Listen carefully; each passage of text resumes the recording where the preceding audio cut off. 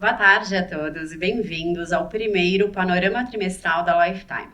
Eu sou a Natália Rabinovich Schiffman, Head de Client Strategy, e junto comigo nós temos Marcela Kawauchi, nossa economista-chefe, Vitor Makita, Head de Investimentos Offshore, Lucas Tambellini, Head de Renda Variável e Walter Filho, Head de Renda Fixa. Bom, e para aquecer a conversa, eu gostaria que cada um de vocês, começando pelo Walter, compartilhasse uma palavra que vocês usariam para definir o momento atual, o cenário atual. Uma Prêmio. palavra. Liquidez. Oportunidade. No meu caso, o cenário está incômodo. Eu vou aproveitar que meus colegas aqui foram muito rápidos e vou explicar o porquê que eu entendo que o cenário está bastante incômodo. A gente tem um choque de petróleo por conta da questão do Oriente Médio, que certamente levou incerteza ao redor do mundo e traz um risco inflacionário grande, não só para o Brasil, mas também para os países avançados. Mas quando a gente compara esse choque de petróleo atual com o que a gente viu nos choques de petróleo em outros momentos, na década de 70, na década de 90, a gente tem um cenário menos ruim, se é que a gente pode falar assim, né? A gente tem certamente um cenário prejudicial por conta da incerteza e da inflação, mas lá atrás, toda vez que a gente teve um choque de petróleo, o mundo todo ficou com muito medo de recessão mundial. E dessa vez a gente vê alguma resiliência da economia americana e também da economia brasileira. Por isso incômodo, né? Não é um cenário favorável, abundante, mas certamente é um cenário diferente das crises do petróleo anteriores. E aproveitando então até o gancho, que obviamente a gente não pode fazer um panorama, um evento desse sem falar sobre o conflito. Né? A gente está passando então um cenário atual marcado por juros elevados nas principais economias, a nossa em especial, e os demais impactos, né? Como você bem mencionou, em relação ao preço das commodities, da energia e que chega, obviamente, na inflação. Diante disso, o que esperar das próximas reuniões do nosso Banco Central? Começando com a trajetória de inflação, né, que já está impactada pela questão do petróleo. A gente viu o IPCA se aproximar do teto da meta e ao final do ano deve ficar inclusive acima disso, porque a gente tem uma conjuntura ali desfavorável, que, né, une pressões antigas, que vem principalmente da pressão de demanda e da economia bastante aquecida, que traz pressões vindas do mercado de trabalho, com pressões novas, essas sim vindas da guerra. Eu estou falando principalmente de inflação de combustíveis e inflação de alimentos. Essa conjuntura desfavorável começou a mexer nas expectativas de inflação, não só para esse ano, mas também para o ano que vem e para 2028. Por conta disso, né, desse cenário aí cheio de riscos ligados à inflação, o Banco Central brasileiro ele começou sim a cortar os juros na reunião de março e também, né, continuou na reunião de abril, mas de uma forma mais ponderada do que se imaginava antes da guerra. Então ele cortou os juros lá em 0,25 pontos percentuais, indicou inclusive que se não fosse a guerra, né, se não fosse o conflito no Oriente Médio, ele traria um corte de juros ainda maior. Então a gente tem ali, em primeiro lugar, a guerra afetando a inflação corrente, as expectativas e as decisões atuais do Banco Central. Quando a gente olha para frente, o mercado ainda tem no cenário base cortes de mesma magnitude, de 0,25 para as próximas reuniões, mas antes o mercado esperava que esses cortes levariam a Selic a 12% no final do ano. Agora a expectativa do Focus foi para 13%. E algumas casas, inclusive, já revisaram para cima esse número. Então, a guerra funciona, né, no caso do Banco Central, como um limitador ao ciclo de corte de juros que a gente está vivendo. Isso mexeu bastante nas expectativas. E não tem como falar sobre juros e inflação só do lado econômico. Claramente passa para as outras classes de ativo. E a primeira que me vem à cabeça é justamente renda fixa. Então, Walter, com você, dado esse cenário e um pouco da fala da Marcela, qual que é a sua visão sobre o que o mercado está precificando? Vamos lá, o mercado hoje ele já incorporou boa parte disso que a Marcela trouxe aqui dentro dos preços. A gente tem para o final do ano mais ou menos 13,5, juros acabando no final desse ano 13,5, mas antes, enquanto o mercado acreditava que os juros pudesse até 12%, a gente tem visto bastante em alguns momentos até um pouquinho menos do que isso, agora a gente já está com terminal acima de 13,25 por aí. Esse cenário que a Marcela traz, ele cheio de incertezas, né? Porque a gente também não sabe até quando que a guerra dura, como é que os preços continuam. O mercado tem uma dificuldade enorme de conseguir ter uma convicção de para onde vai os juros. Então ele traz os juros para cima e hoje ele está bastante conservador, né? A gente vê os juros com muito pouco corte, a curva bastante premiada. Eu continuo gostando bastante da curva de juros aqui. Eu acho que a gente tem uma incerteza, vamos dizer assim, o cenário base não muda. Eu acho que o cenário de juros aqui no Brasil ele é para baixo, mas agora a gente não sabe quando. A gente posterga que se empurra bem para frente. Pode ser, se a Marcela virasse para mim e falasse, dependendo, pode acontecer que a gente nem corte juros aqui, até pode ser, porque a gente não sabe o desenvolvimento da guerra, né? Obviamente a gente não trabalha disso com um cenário base, né? Bem pelo contrário. A gente tem esperança de que a guerra chegue ao fim, as negociações, a gente vê conversa, hoje teve bastante notícia a respeito que a gente tem esperança de que isso acabe. Mas eu acredito que esse cenário base de Brasil continuando cortando juros, eu tenho esperança de que fim da guerra a gente volte a precificar mais cortes. Eu continuo gostando dos trades aplicados em juros, seja ele na parte nominal e na parte de juros real, que seriam as NTNBs, né? Essa parte de NTNB, ainda mais com o cenário de eleição que a gente tem no ano, ela está bastante premiada. A gente não vê nem de perto juros nesses níveis. Bom, há muito tempo a gente não vê juros próximos de 8%. FEDS 2030 pagando IPCA mais 8%, até a parte longa a 7 e poucos por cento, 7,40%, 7,30%, 7,40%, 7,5%, depende do VETS. A gente não vê isso há bastante tempo. Todo esse cenário, olhando bem o longo prazo, eu continuo achando que aí tem muito prêmio, e por isso é a minha escolha de prêmio quando eu falei. Então, acho que a gente empurra isso para frente, continua com essa incerteza, mas eu acredito que tem muita oportunidade em renda fixa. Eu já estava animado, tive que empurrar para frente a minha animação, esperar um pouco, mas eu acho que tem bastante prêmio aqui na parte de renda fixa, especialmente nessas NTNBs longas. Até porque a gente viu um movimento, né, de fechamento da parte pré, e não só o fechamento, acho que a mudança da estrutura, o formato da curva nesses últimos meses, até colocar em relação ao ano passado, e em relação à curva de Bs dos juros reais, não seguiu necessariamente da mesma forma. Então, até nos nossos comitês, a gente vem falando que é uma classe que ela ainda não andou, não mostrou, não destravou todo o potencial que tinha. Bom, mas a política monetária ela não afeta só o mercado de renda fixa, extrapola, e aí eu vou chegar justamente para você, Lucas.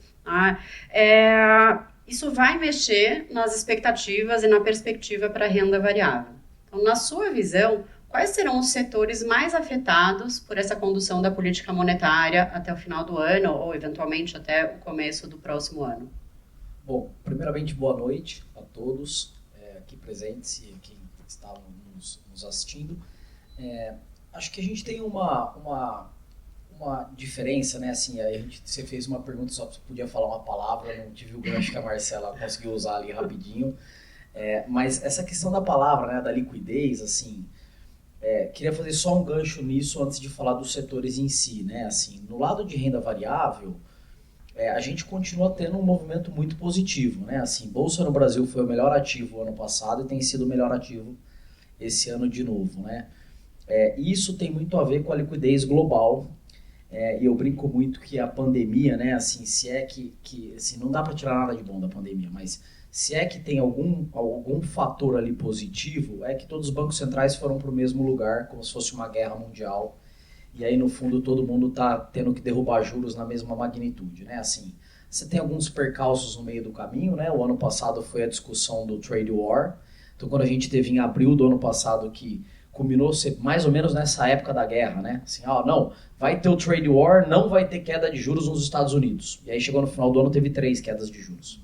Agora vai ter que estar tendo guerra no Irã, não vai ter queda de juros nos Estados Unidos. Daqui a pouco a gente chega no final do ano e tem queda de juros lá nos Estados Unidos de novo.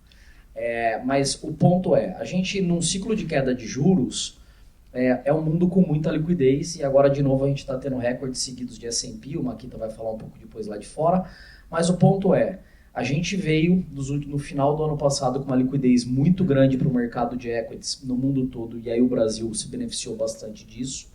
Lembrem que o último grande fluxo de entrada de dinheiro no Brasil foi ali em 2022, quase 100 bilhões de reais. E esse ano, em 3 meses, a gente fez mais de 60 bilhões de reais. Então isso é muito favorável para uma bolsa brasileira que negocia 10 vezes preço-lucro, enquanto os mercados emergentes negociam a 15 vezes preço-lucro, tá? Dito tudo isso, indo aí a sua pergunta, né, os meus amigos aqui brincam que eu falo bastante, indo para a sua pergunta em si, a gente gosta de pensar na bolsa em 3 grandes blocos, né, commodities, bancos e serviços financeiros e o setor doméstico. Commodities começou o ano com uma perspectiva de crescimento de lucro baixo, e aí isso está tendo que ser revisado, principalmente puxado por óleo. Então olha que engraçado, né? Assim, o setor quer crescer pouco lucro, vai crescer muito lucro.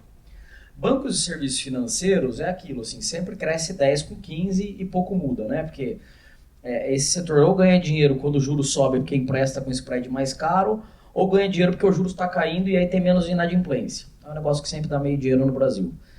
E o setor doméstico é o setor mais barato da bolsa. O doméstico é tudo que é afetado por juros. Primeiro que a base de comparação é muito baixa, a gente está no meio da temporada de resultados.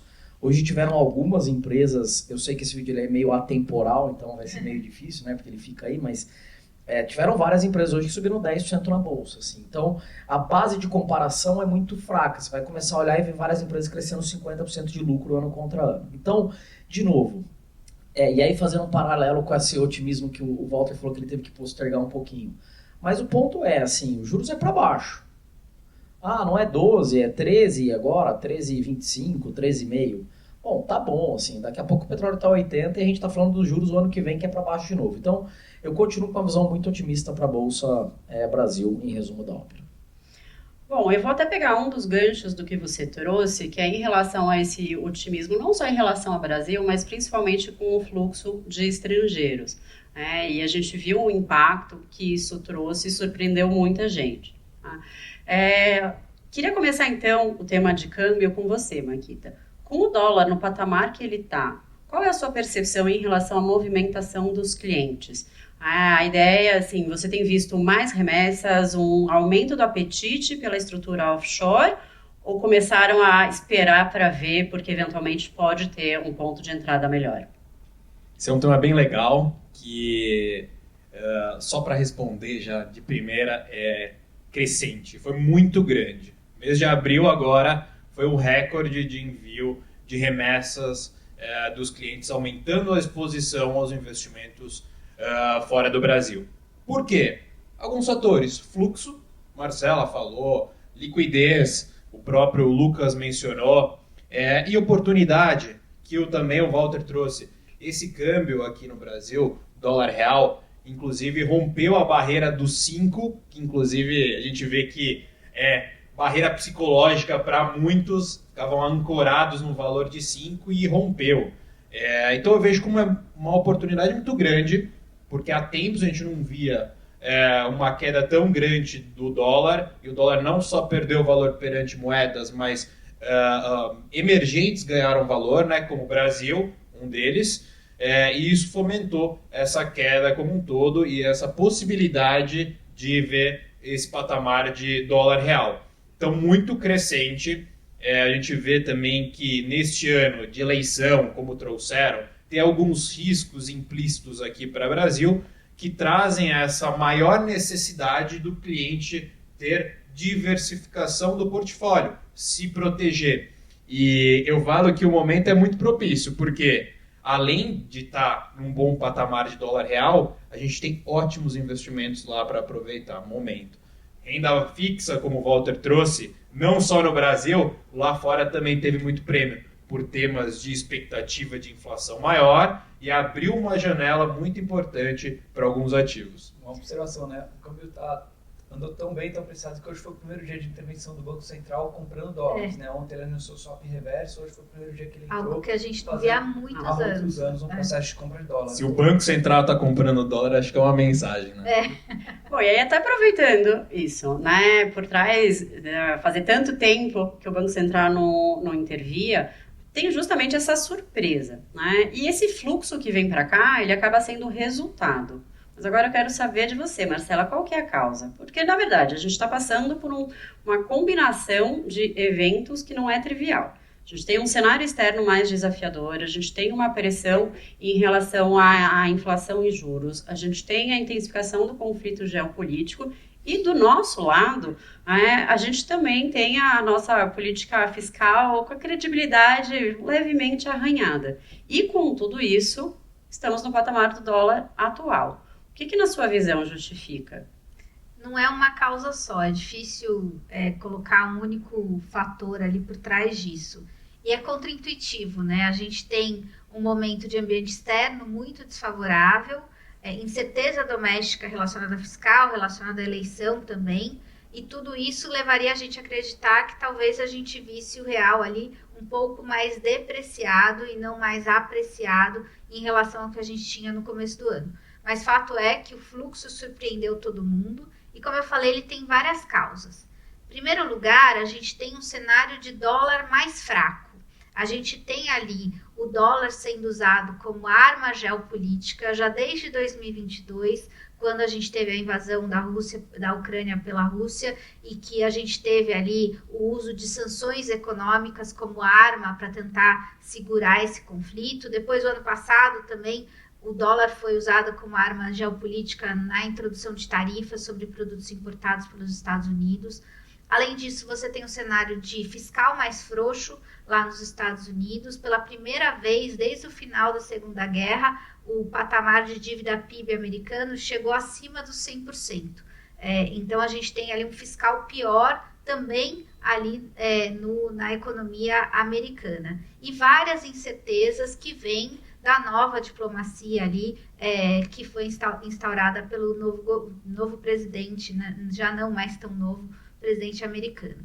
Tudo isso faz com que houvesse uma diversificação geográfica. Os investidores internacionais e os bancos centrais procuram outras reservas, outras moedas ali para fugir da incerteza relacionada ao dólar. Então, o cenário no mundo todo é de dólar mais fraco. Isso favorece os emergentes. Mas aí o Brasil, ele tem um cenário ali que acaba trazendo esse fluxo para cá. Tem alguns fatores que são peculiares da economia brasileira que funcionam para atrair esse fluxo. Em primeiro lugar, juros num patamar super alto. Ainda que a gente tenha uma queda ali, no início de uma queda de juros, o diferencial ainda é muito favorável para o real brasileiro.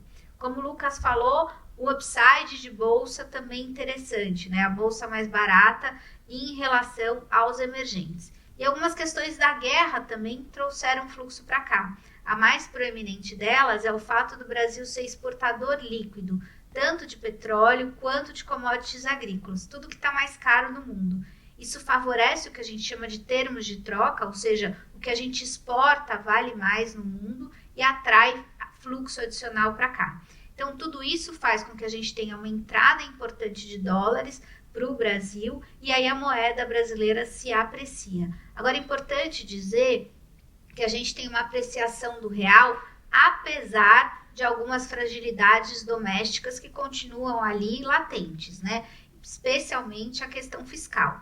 O mundo piorou, o mundo está mais incerto, mas o Brasil ainda é um país mediano ali que tem algumas questões importantes a enfrentar. E se a gente tiver uma piora ali, principalmente relacionada à incerteza fiscal, a gente pode ter reversão de parte desse fluxo, não todo, porque, como eu falei, o cenário mundial é de dólar fraco, mas talvez o real não fique nesse patamar ali tão apreciado como que a gente tem visto. Porque até de uma forma curiosa, né? A gente tem visto esse investidor estrangeiro aumentar o apetite para o Brasil, em contrapartida, como a Makita trouxe, o investidor brasileiro se aventurando ainda mais nessa alocação lá fora. E aí, até aproveitando, você começou a mencionar um pouquinho sobre as oportunidades, mas eu queria que você falasse um pouco mais.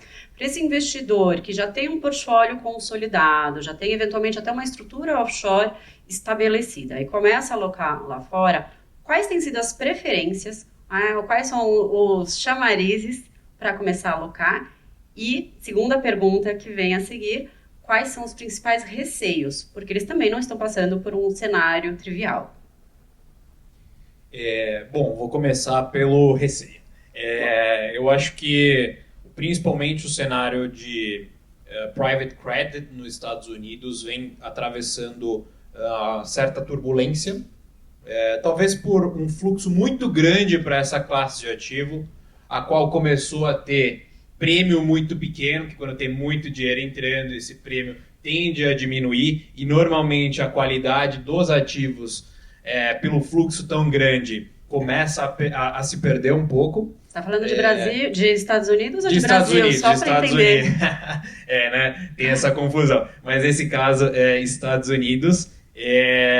Então, por causa disso, teve esse fluxo muito grande, qualidade talvez um pouco duvidosa. Teve o tema de AI, que eu já vou falar um pouco também, que espantou um pouco os investidores por questão de algumas disrupções no mercado de software, e muito desse dinheiro foi para este mercado, para empresas pequenas que desenvolviam softwares, trouxe uma preocupação muito grande, mas ao que parece no momento não se trata em si de uma crise de crédito, talvez o que a gente passa aqui no Brasil, e talvez sim mais algo voltado para liquidez em si dos ativos, porque normalmente esses investimentos eles têm uma liquidez limitada, normalmente trimestral, e tem limite de resgate por fundo, em torno de 5% ao trimestre. Então a gente viu vários fundos atingindo esse gate, que a gente chama esse limite trimestral. Falando de oportunidades, eu sou muito entusiasta, eu já comecei falando que a minha palavra do momento era oportunidade, porque eu falo, volatilidade traz oportunidade. E a gente viu muita oportunidade em renda fixa, principalmente com a alta grande aí da curva de juros. Algumas preocupações também com o spread de crédito bastante apertado, então tem que ser muito seletivo nas alocações agora dos ativos mais líquidos de renda fixa. Tá? O private credit mais líquido, agora esses mais líquidos. E também na parte de ações, eu acho que é algo que deve trazer muita oportunidade, mas também bem seletivo. A assimetria hoje, ela se mostra, em ações principalmente, se mostra mais reduzida. A gente vê que os resultados das empresas, igual o Lucas falou, que as empresas vêm divulgando, não só no Brasil, mas lá fora, vem muito positivo, surpreendendo positivamente. Mas tudo é cíclico, né? Tem um momento que provavelmente essas surpresas não serão tão positivas, às vezes negativas. E se isso acontecer, pode ter um ajuste importante. Então, de novo, vejo muita oportunidade que as empresas continuam bastante saudáveis, mas ao mesmo tempo o prêmio se tornou cada vez mais restrito, principalmente na parte de ações. Só para fechar, sou muito entusiasta do tema de inteligência artificial. Trouxe muitas bolsas andando muito, por exemplo, bolsa da Coreia, bolsa de Taiwan. Está muito concentrado nos fabricantes de semicondutores, né? Em Taiwan, TSMC, na Coreia, Samsung e a SK. Puxou muito, subiu quase 40%, 50%. Né? Mas mais do que isso, essas são as fabricantes. Eu gosto de pensar na segunda derivada. O que isso vai impactar as outras empresas? Né? Produtividade, muitos falam de desemprego, mas eu sou meio cético quanto a isso. Né?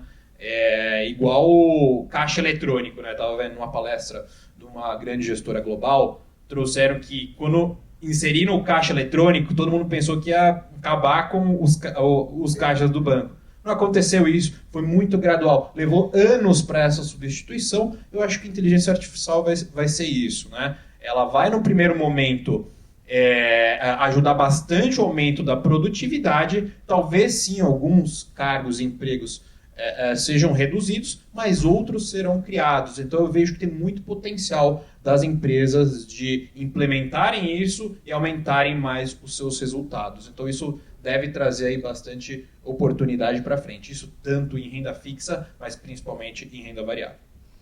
Bom, pegar aqui então até a brincadeirinha, a piadinha que nós fizemos, porque realmente tem um paralelo muito grande, guardadas as devidas proporções, em relação ao que a gente está vendo no mercado de crédito. Então, assim como você trouxe do que tem acontecido lá fora, a gente também já está muito familiarizado por aqui. Então, Walter, essa vai ser para você. E a pergunta é muito direta. Estamos vivendo uma crise de crédito no Brasil? Crise é palavra forte, né? Eu não sei dizer se é uma crise ou se não é uma crise. A verdade é que o momento é super desafiador. O Jim Dimon lá fora, nos Estados Unidos, presidente de JP Morgan, está há 2 anos falando que tem uma crise de crédito nos Estados Unidos, está todo mundo esperando isso explodir, não explodiu, mas de fato está turbulento, está sacudindo, está tendo dificuldades, mas não foi uma bolha, né? Não teve uma explosão. Aqui eu acho que é inegável a gente dizer que tem uma dificuldade gigante, principalmente pela expansão que isso tem, né? A gente vê com certa frequência isso nos jornais e a gente vê com empresas grandes, conhecidas, aquela empresa não, é muito boa, muito grande, isso nunca vai acontecer. E a gente viu, né? Posso listar algumas aqui, né? Ambipar, Braskem, Raizen, Pão de Açúcar, Oncoclínicas, Cora, e isso eu estou falando recente, de final do ano para cá, assim, 6 meses para cá, muitas empresas listadas, né? Problemas de crédito de empresas listadas em bolsa, coisas que era relativamente difícil a gente ver acontecendo. A gente costumava falar que as empresas pequenas, médias, têm mais dificuldade no Brasil, pelo custo de capital que elas têm, mas deixa eu voltar um pouco no contexto, né? E que é muito parecido com o que o Makita trouxe aqui. Pós-pandemia, a gente entrou num ambiente de juros super baixo, e a partir do momento que as coisas começam a melhorar, as empresas veem uma oportunidade muito grande de crescimento com juros baixos. E todo mundo sabe que no Brasil a gente pega sempre dívida pós-fixada, ou, na melhor das hipóteses, indexada, né, atrelada à inflação, que diga-se de passagem que anos pós-inflação, pós-pandemia, a inflação foi super alta, então o custo de dívida também foi alto. Agora, eu acho que o que ninguém contava, e essa é a grande dificuldade quando a gente tem uma dívida de muito longo prazo, né, tem muita coisa para acontecer ao longo do período de vida dessa dívida, é que os juros vão ficar tão alto por tanto tempo, né? Justo agora que a gente estava na esperança de ver juros caindo, e eu acho que os astros estavam alinhados para a gente começar esse movimento, de fato vem a guerra, e postergue a minha alegria aqui, não só minha, talvez de muita gente, mas a gente vê a grande dificuldade. Para ter ideia, um pouco de números, hoje a gente tem em torno de 6 mil empresas em recuperação judicial, em 2024 era em torno de 4 mil. A Serasa estima, e agora espero que não seja errado com os números aqui, que a gente tem em torno de 200 bilhões de reais em dívidas atrasadas, né? Isso era a metade em 2022. Tudo bem, eu sei que o juros foi alto, o carrego também é grande no período, mas enfim, a gente dobrou em 4 anos. Então a dificuldade não está aí somente para as empresas pequenas e médias, a gente vê isso batendo nas empresas grandes. E como isso sai no noticiário, e é outro fator, obviamente, né? A gente vê finalmente investidores bastante envolvidos no mercado de dívida corporativa, uma coisa que, tudo bem que não veio de 3 anos para cá, mas pega 10 anos para cá, era quase inexistente. Né? Foi uma grande evolução, né, no mercado. Se expandiu muito em todo esse mercado de dívida corporativa. Então o investidor pessoal está a par, ele acompanha esse mercado agora, o noticiário está aí presente. Então o que a gente olha, a gente fala, meu Deus, agora todo mundo vai quebrar, assim. E é esse pânico que eu acho que a gente não pode deixar se envolver, né? Eu acho que eu falo pro Fernando, nosso CEO aqui toda vez, eu falo, se o call fácil agora fala assim, vende tudo. Esse é o trabalho fácil. Eu acho que o nosso trabalho aqui não é esse, assim, não é falar assim, agora eu não vou ter. A gente, há algum tempo aqui, a gente estava evitando dívida corporativa, não alocando, né, com posições, alocando muito mais em título público, porque a gente julgava que o prêmio que a gente tinha e no spread de crédito, ou seja, o quanto que um título de dívida privada pagava acima do título público, ele era pequeno perto do risco que ocorria. A gente há algum tempo tem reduzido, tem sido bem mais pontual nas nossas escolhas. Então, eu acho que uma parte dessa abertura de spread eu acho saudável, eu acho ela natural. Eu acho que a gente volta a precificar os ativos de uma forma mais razoável, né? Agora, essa ideia de falar assim, meu Deus, agora o mundo não vai acabar, assim, as empresas, não são todas as empresas que vão quebrar, a gente sabe que tem empresas com mais dificuldades. A gente também tem notícia boa, né? Hoje o Pão de Açúcar acertou o acordo dele com os credores, né, do processo de recuperação extrajudicial saindo. Então, faz parte, as empresas vão ter que renegociar a dívida, mas o nosso trabalho aqui não é não ter risco. Assim, a gestão de... Eu dou aula, né? Para quem não sabe, eu dou aula, eu sempre brinco com meus alunos que eu falo que a gente, como gestor de risco, o nosso trabalho aqui não é que nem quando a gente é pai. Pai, pra gente, tudo que é arriscado não pode, né? Fala assim, isso é perigoso, isso vai cair, tudo que é risco é ruim. A gente, como gestor, risco não é ruim. A gente aqui é tomador de risco. Nós somos gestores. A gente ponderar o risco e o nosso trabalho é ter essa diligência. a gente tem comitês de créditos, a gente debate os créditos, a gente faz a escolha, a gente tenta olhar a relação do quanto que a gente acha que tem risco para o prêmio que a gente tem ver se é adequado, e a gente toma decisões. Hoje de manhã a gente fez uma reunião para discutir um crédito, e a nossa decisão foi, eu acho que esse papel está num preço bom, eu acho que a gente vai comprar. Então, sim, a gente está num momento de grande dificuldade, grande turbulência.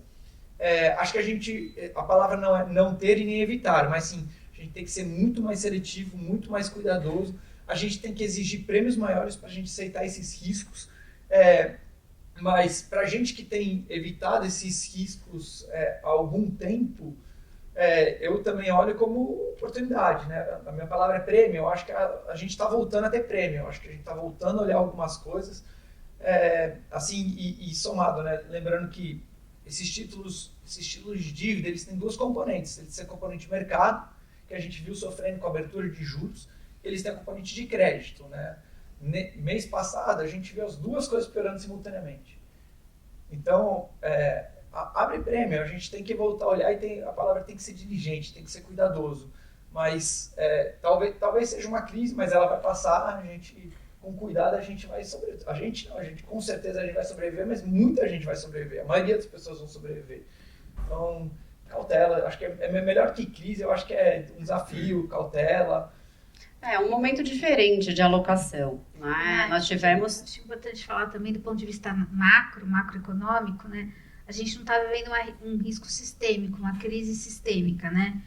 O paralelo seria 2008, que a gente teve um problema nos Estados Unidos, que tinha a ver com o mercado bancário, em que várias instituições financeiras, várias instituições do mesmo setor começaram a sofrer pelo mesmo problema. Então, você tinha um risco ali, você puxava o fio da meada e vinha cada hora uma instituição financeira por conta aquela mesma raiz do problema. Isso era um risco sistêmico.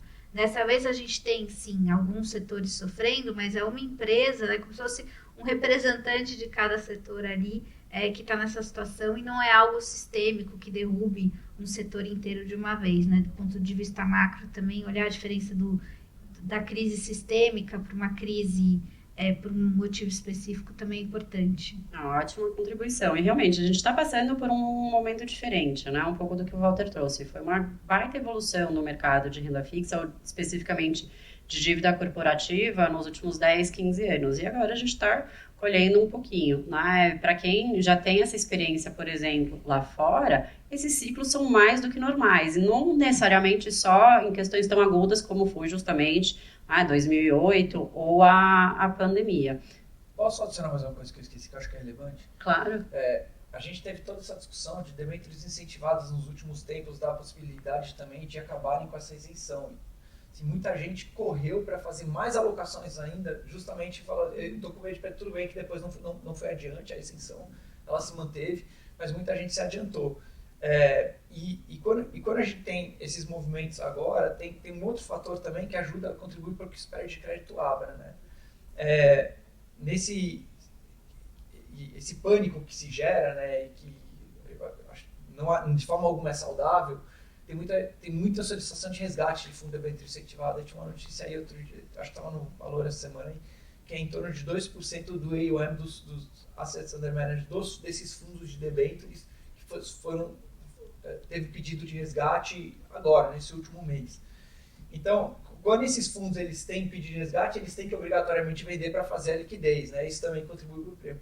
Então, você tem aspectos também técnicos que não são fundamentados, que contribuem para esse movimento, né? Então, a gente tem que separar um pouco, tem que olhar com cautela e ser seletivo. Também tem empresas quebrando, também tem prejuízo, a gente tem que tomar cuidado também. Até porque nesse aspecto, especificamente, a gente teve agora, num passado relativamente recente, foi o primeiro trimestre de 2023, a gente passou por outras questões, mas também que tinha uma preocupação com crédito, a gente viu um aumento dos spreads, isso leva a uma queda nos preços, que incentiva os resgates, os fundos precisam, né, os gestores precisam vender e entra um pouquinho nesse ciclo, né? E para quem lembra, para quem já estava acompanhando nessa hora, os spreads eles chegaram num ponto bastante elevado e depois vieram nesse fechamento que foi até esse finalzinho da onda bem recente que a gente está falando.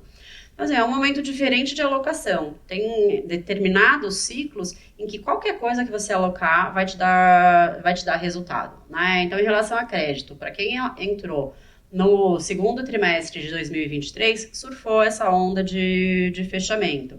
Para quem alocou, acho que praticamente qualquer classe, mercado financeiro local, um pouco antes da pandemia, foram 3 anos, né, 17, 18 e 19, em que tudo andou. Né? E agora precisa um pouco mais dessa cautela, acho que diligência, até uma palavra que eu gosto mais. E voltando então agora, queria falar com você, Lucas, de renda fixa, de renda variável. Dado esse cenário, você já falou bastante em relação ao fluxo, você já falou em relação aos resultados, mas eu queria um pouquinho além. Na sua visão, esse é um momento para os investidores eles entrarem de uma forma ainda maior, de uma forma estruturada em renda variável, ou é algo que você tem sentido que deve ser mais tático mesmo? Na verdade, eu acho que tem que ser estruturada faz uns 3, 4 anos, assim. E é uma pena, né? Porque quando a gente olha os dados, assim, onde dá para ver, né? Assim, dá para ver, por exemplo, dados na Ambima, dados da B3, assim, o investidor brasileiro, infelizmente, ainda está com uma alocação muito baixa em bolsa, né? Porque, basicamente, assim, o que eu falo para os clientes, de uma forma geral, é assim, né? Quando você está comprando bolsa, você tem que lembrar que você está comprando uma empresa, né? E aí, assim, para mim é meio óbvio, né? Assim, quando você está comprando uma empresa, primeiro você tem que ver se ela está dando lucro, né? E a gente está há 4 anos consecutivos com uma expansão consistente de lucro do Ibovespa como um todo, né? Então, você está comprando uma empresa que está dando lucro, a preocupação deveria ser relativamente baixa. A gente vem há 3 anos consecutivos batendo recorde de distribuição de dividendos. Destaque, acho que vale até mencionar, né, um pouco o Walter falou sobre a questão tributária, teve impacto muito grande para você também no final do ano passado. Dezembro foi um outlier com a mudança tributária, em que várias empresas anteciparam pagamentos recordes, né, mas, sim, tem várias empresas que pagaram o valor dela inteiro nos últimos 4 anos. Sim, você colocou 10, você recebeu 10 de volta em dividendos em 4 anos, né? Então, assim, você está tendo pagamentos de dividendos recordes, você está tendo crescimento de lucros recordes. Isso faz com que o valor da empresa, então, que a nossa bolsa estava muito, eu brinco assim, nossa bolsa estava de graça, agora ela só está barata, tá? Assim, sendo sincero, a bolsa estava a 100 mil pontos, chegou a 200 há 2 semanas atrás, agora está barato, não está mais de graça. E em dólar ainda está bem longe, né, das máximas. Mas assim, agora tá barato. Assim, não vamos ser leviano e dizer que não, tá de graça ainda. Não tá mais de graça. A pechincha já foi. Mas isso com relação ao Ibovespa, tá? E aí aqui tem um ponto importante. Quando você soma Petro mais Vale, a gente está falando de 25% da bolsa, tá? E aí os últimos 12 meses da bolsa, Petro mais Vale, ambas as ações subiram, cada uma na sua janela, mais de 50%, 60%. Vale subiu no final do ano passado, muito na história do minério, níquel, inteligência artificial, vai precisar e tudo mais, de energia e tal. E agora, Petro subiu por conta de petróleo. Então, você olha a bolsa subindo 16% esse ano, basicamente é a indústria de óleo, né, que subiu esse ano. Então, a gente já fala assim, bom, a bolsa não está mais de graça, mas tem um monte de empresa de graça ainda. Um monte. Tem um monte de empresa ainda negociando a 7 vezes preço-lucro, entregando 20% de crescimento, com geração de caixa de mais de 10%. Então, assim, eu falo bastante com o Walter, né? Assim, a gente gosta, ele falou que gosta muito, por exemplo, gosta de uma NTNB ali relativamente longa, ou pelo menos com uma duration média ali de, sei lá, 7, 8 anos, você me corrija se eu estiver errado. Você pode puxar o microfone que eu te devolvo. Mas assim, e por que a gente fala, né? Por que a bolsa andou tanto e a NTNB não, né? A gente fala isso, questão do técnico, né? Bolsa é porque ninguém tinha. E aí o investidor estrangeiro quis comprar, ninguém tinha. NTNB é o contrário, né? Assim, todo mundo tinha um monte, e aí todo mundo queria comprar, o tesouro ia lá e vendia mais. Então o técnico era ruim. E vendia quando não queria comprar também. Exato, vendia também, assim. Então você tinha uma venda infinita de um lado e não tinha tanto comprador marginal.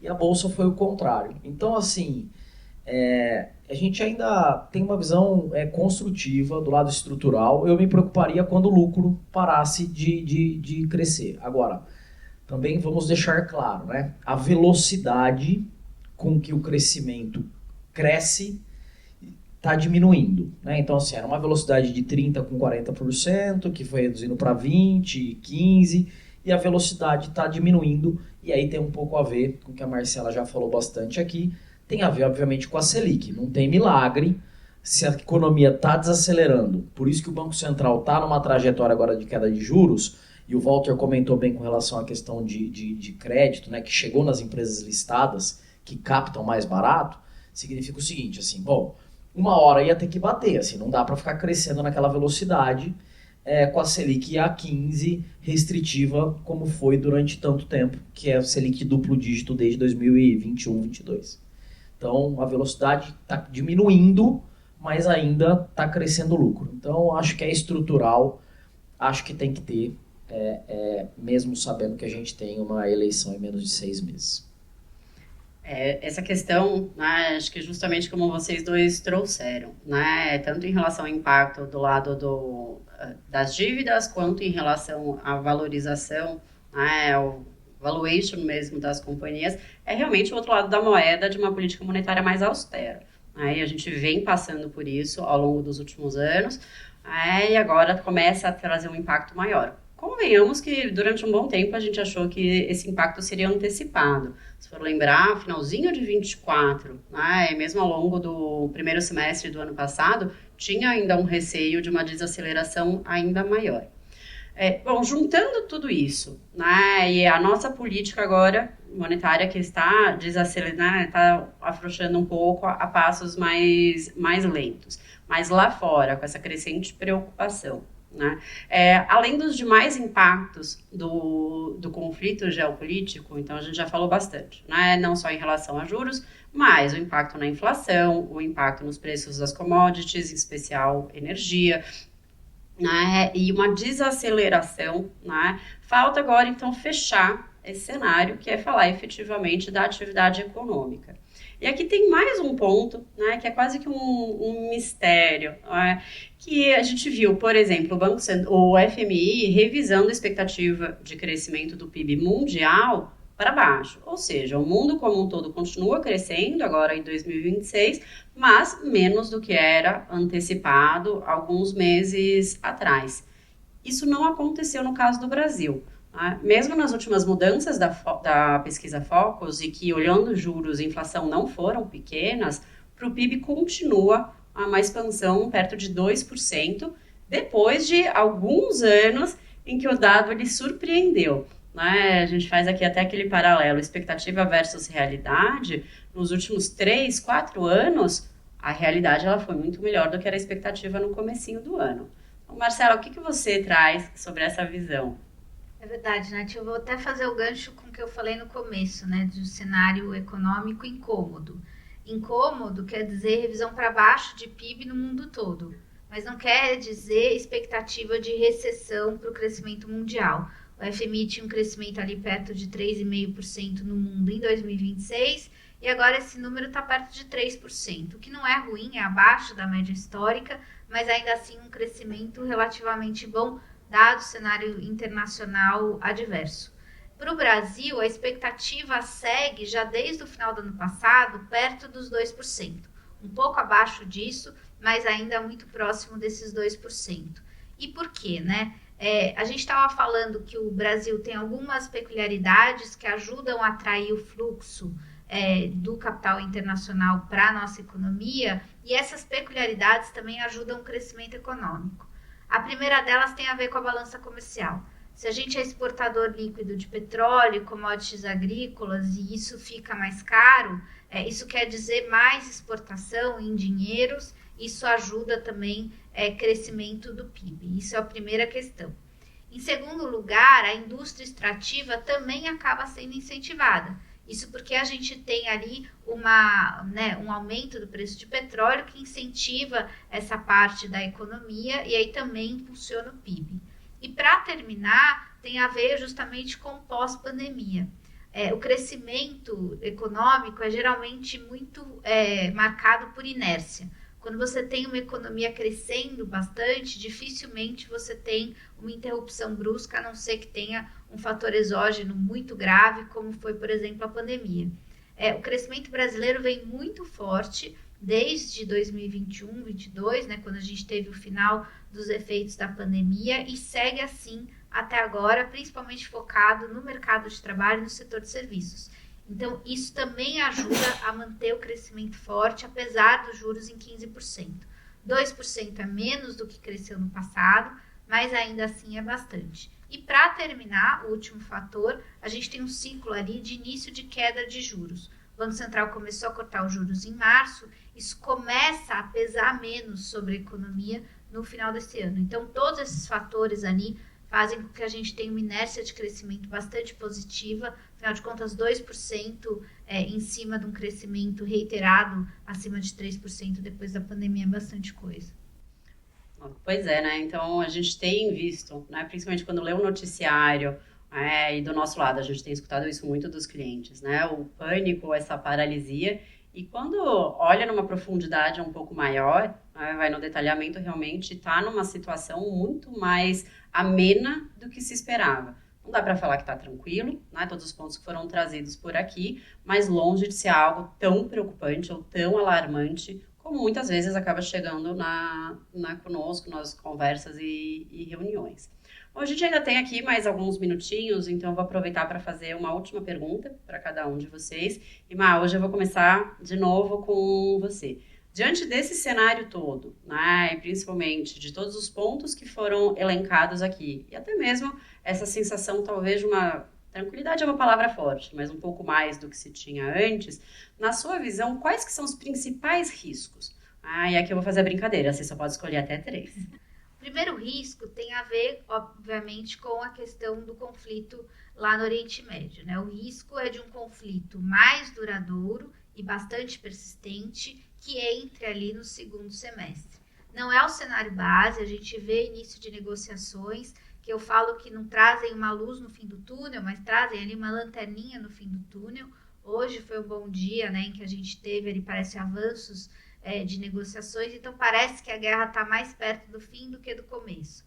Então o risco é a gente entrar ali no segundo semestre, isso seria bastante danoso, especialmente para a questão da inflação e juros maiores no mundo todo. O segundo risco tem a ver com a economia americana.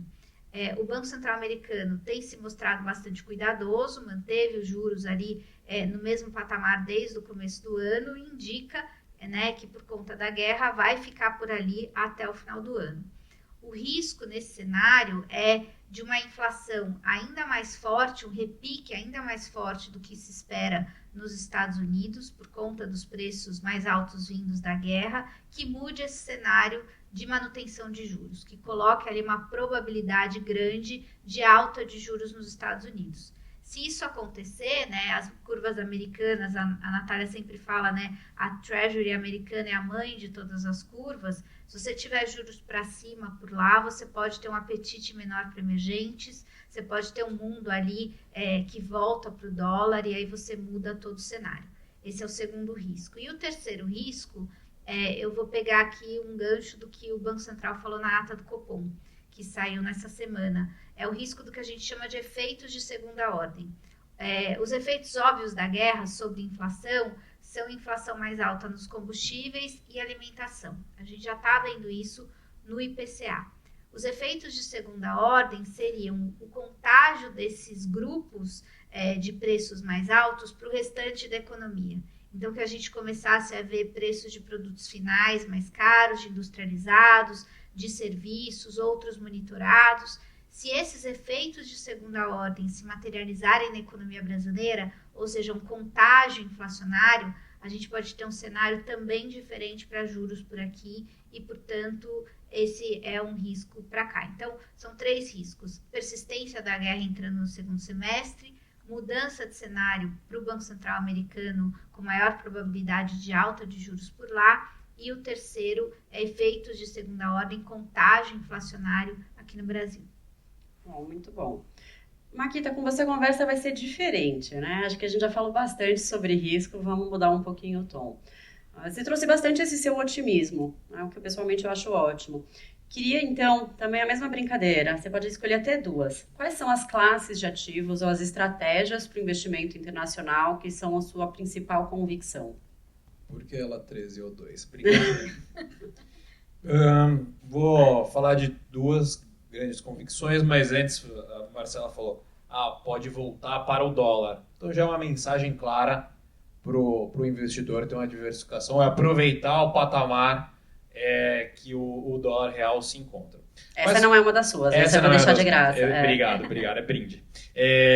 Mas falando das classes, assim, vou falar das duas maiores e mais importantes, né? Eu acho que a renda fixa, ela se mostra muito interessante, mas ela se mostra interessante numa estratégia de carrego. Eu brinco que o juro agora que está mais alto, né, pós-pandemia lá nos Estados Unidos, virou um rentismo parecido com o que a gente tem aqui no Brasil. Então acho que é isso, é um carrego, é uma taxa mais alta, que isso não deve mudar aí para os próximos anos, tá? Nem tanto com inteligência artificial, por mais que traga uma eficiência maior, a gente acha que vai ter cada vez mais dinheiro no mercado, cada vez mais fiscal, cada vez mais liquidez, e isso naturalmente faz com que essa taxa não tenha muito espaço para ceder.